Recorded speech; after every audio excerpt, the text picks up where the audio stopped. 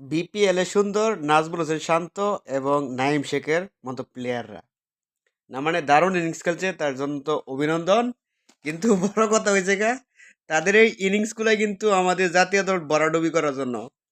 যেরকম এবারে বিপিএল এর মধ্যে নির্ঘাত নাজমুল হোসেন শান্ত কিন্তু আবার জাতীয় দলে কামব্যাক করতেছে। এই যে টি টোয়েন্টি বিশ্বকাপ আইসা এরা বড় বড় ডাব্বা মারবো।